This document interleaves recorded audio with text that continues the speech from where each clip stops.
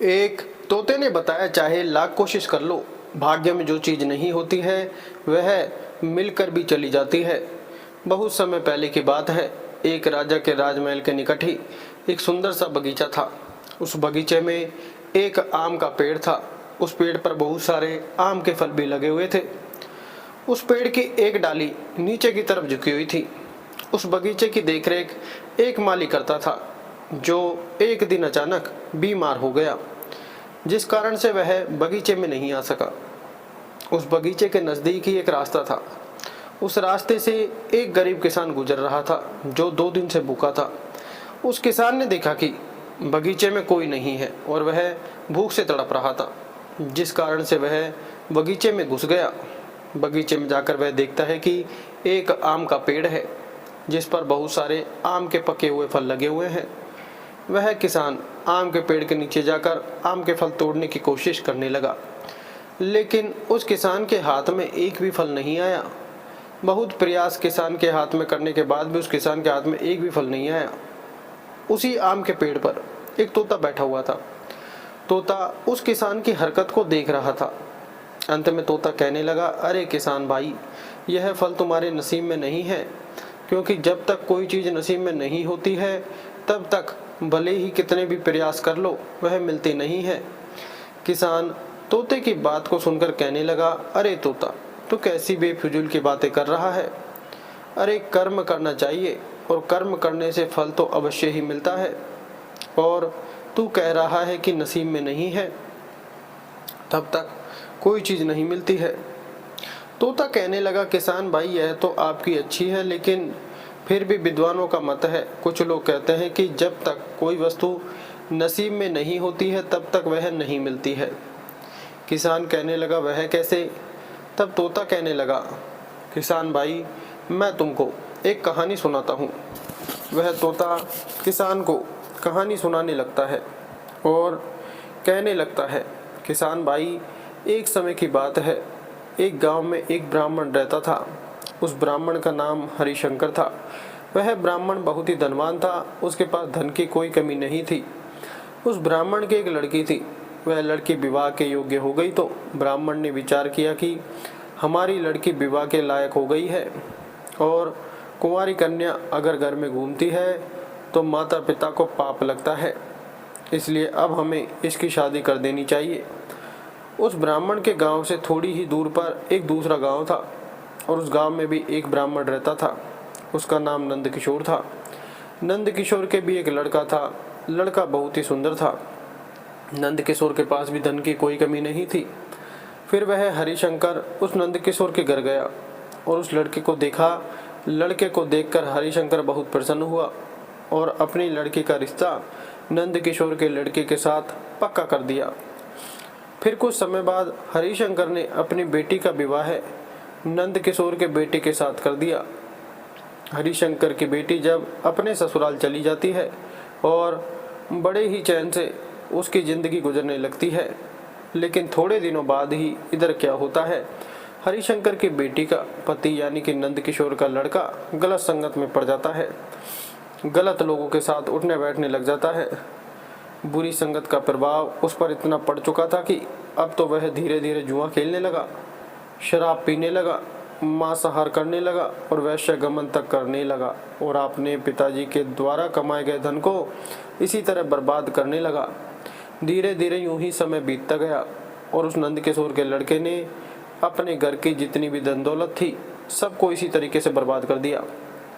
अब तो वह बहुत ही गरीब हो चुका था। अब तो खाने के लाले पड़ने लगे। फिर बाद में उसको पश्चाताप होता है जब उसने देखा कि उसके घर पर खाने के लिए कुछ भी नहीं रहा। 2 वक्त की रोटी भी बड़ी ही मुश्किल से मिल रही थी। तो फिर एक दिन वह बहुत दुखी हुआ और सोचने लगा, धीरे धीरे मेरे साथ यह क्या हो गया है।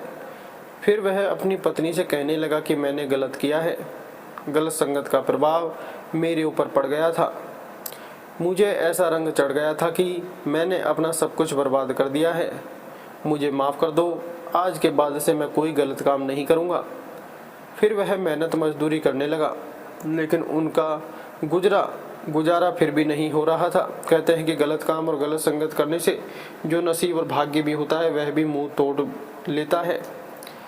अब वह दोनों पति पत्नी बहुत ही परेशान थे और बहुत ही दुखी थे। इधर उसकी पत्नी ने एक दिन अपने पति से कहा, स्वामी अब हम दोनों हमारे पिताजी के घर पर चलते हैं और वहाँ पर 1-2 दिन रुकेंगे और आते समय हमें मेरे माता पिता कुछ न कुछ जरूर देंगे, हमारी मदद जरूर करेंगे, इतना मुझे विश्वास है।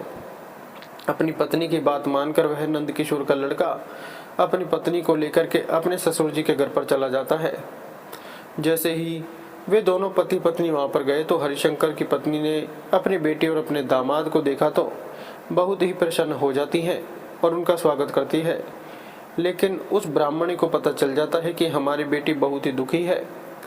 जवान बेटी अपने माता पिता के घर पर आ जाती है और वहीं पर रुक जाती है। फिर अगले दिन ब्राह्मणी ने अपने पति से कहा, स्वामी आपके पास भगवान की दया से किसी बात की कमी नहीं है, धन दौलत के भंडार भरे हुए हैं और आपकी बेटी बहुत ही दुखी है, इसलिए आप इसकी कुछ मदद कर दीजिए।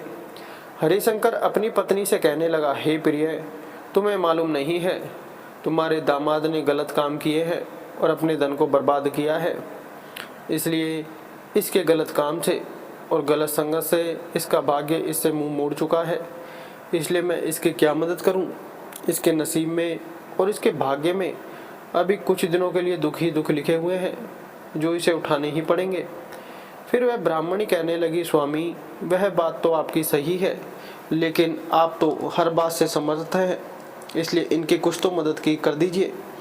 आपकी इकलौती बेटी है और आपका इकलौता दामाद है और दामाद तो पुत्र के समान होता है, आपका फर्ज है बेटी और दामाद की मदद करना।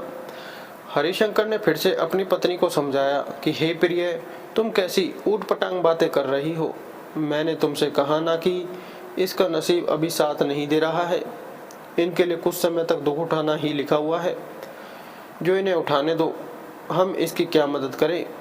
इस तरीके से ब्राह्मणी को समझाने के बाद हरिशंकर अपने घर से निकलकर बाहर चबूतरे पर बैठ जाता है। इधर उस ब्राह्मणी को चैन नहीं पड़ रहा था क्योंकि उसकी बेटी बहुत ही दुखी थी। फिर इधर ब्राह्मणी की बेटी कुछ मदद मांगने के लिए अपनी माँ से बार बार कहना चाहती है। वह कहने की कोशिश कर रही थी लेकिन फिर भी वह कुछ कह नहीं पाती है। और उधर हरिशंकर का दामाद भी हरिशंकर से कुछ कहने की कोशिश करता है लेकिन हिम्मत नहीं हो रही है कि कुछ मदद मांग लूँ। इसी तरीके से 2-3 दिन गुजर जाते हैं। बेटी ने समझा कि यहाँ तो अब कुछ मदद मिलने वाली नहीं है, हमारे माता पिता मदद के बारे में कोई बात भी नहीं करते हैं, चलो अब अपने घर पर ही चलते हैं। फिर हरिशंकर की लड़की ने अपने पति से कहा, चलिए स्वामी अब हम अपने घर पर ही चलते हैं, अगर किस्मत में दुख लिखा हुआ है तो दुख उठाना ही पड़ेगा। फिर अगले दिन सुबह खाना खाने के बाद हरिशंकर की बेटी ने अपने माता पिता से कहा कि अब हमें आज्ञा दीजिए, हम वापस अपने घर पर जाना चाहते हैं। फिर हरिशंकर ने जवाब दिया, ठीक है बेटी जाओ, आप जानते हैं कि आखिर माँ तो माँ होती है। माँ को फिर भी चैन नहीं पड़ रहा था। माँ ने कहा, ठीक है बेटी जाओ, मैं तुम्हारे लिए कुछ खाने की व्यवस्था कर देती हूँ, घर पर जाकर खा लेना, शाम के समय इतनी लेट पहुँचकर भोजन कब बनाओगी। इधर उस ब्राह्मणी ने अपने बेटे के लिए कुछ लड्डू बनाए और लड्डू में अपने पति से छिपाकर सोने की मोहरें रख दी और वह लड्डू अपनी बेटी को दे दिया और कहा कि जाओ बेटी, यह लड्डू घर पर जाकर के खा लेना। फिर उन लड्डुओं को लेकर के अपने माता पिता से आज्ञा लेने के बाद में हरिशंकर की बेटी अपने पति के साथ अपने ससुराल के लिए चल देती है। चलते चलते शाम होने वाली थी और इधर उनके पास इतना पैसा भी नहीं था कि किसी साधन से वह घर पर जल्दी से पहुंच जाते। घर बहुत दूर था, शाम होने वाली थी। फिर चलते चलते उन्हें पीछे देखा तो एक बैलगाड़ी वाला आ रहा था। उस बैलगाड़ी वाले को उस बेटी ने और उसके पति ने हाथ दिया और कहा कि भाई साहब, हमको हमारे घर तक पहुंचा दो क्योंकि शाम हो रही है और हमारा घर दूर है। उस बैलगाड़ी वाले ने कहा, आपके पास किराया के लिए कुछ पैसे हैं? फिर उन्होंने जवाब दिया, हमारे पास पैसे तो नहीं है, यह लड्डू है और यह लड्डू आप ले लेना और इसके बदले में हमें हमारे घर तक पहुंचा दो। फिर उस बैलगाड़ी वाले को उन पर दया आ जाती है और उन लोगों को घर पर छोड़ देता है और उन लड्डुओं को लेकर अपने घर की ओर चला जाता है। वह भी बहुत ही गरीब था। उसने सोचा कि इन लड्डुओं का मैं क्या करूँगा, चलो इन लड्डुओं को लेकर हलवाई को भेज देता हूँ और उससे पैसे लेकर राशन का सामान खरीद लूँगा। यह सोचकर वह बैलगाड़ी वाला हलवाई की दुकान पर पहुँच गया और उसने लड्डुओं को हलवाई को भेज दिया और पैसे लेकर राशन का सामान खरीद लिया और राशन का सामान लेकर अपने घर पर चला गया।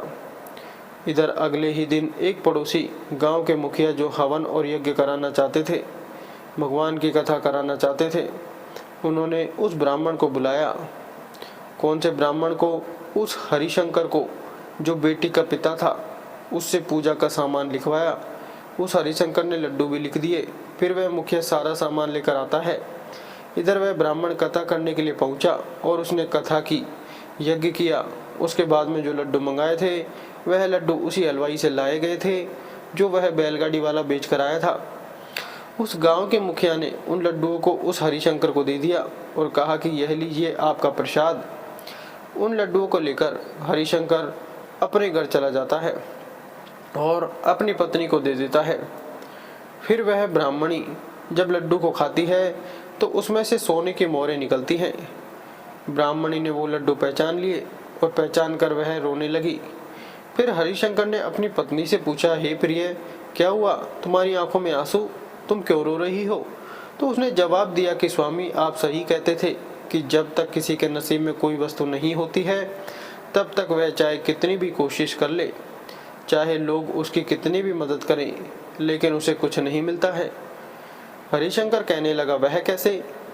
फिर उसकी पत्नी ने जवाब दिया, स्वामी, आपसे छुपाकर मैंने जो लड्डू बनाए थे उन लड्डुओं में मैंने सोने की मोहरें रख दी थी कि हमारी बेटी और दामाद जब घर पर जाकर लड्डू खाएंगे तो सोने की मोहरें निकल जाएंगी और वो इन सोने की मोहरों को बेचकर कुछ दिनों तक अपना जीवन अच्छी तरह से गुजार पाएंगे।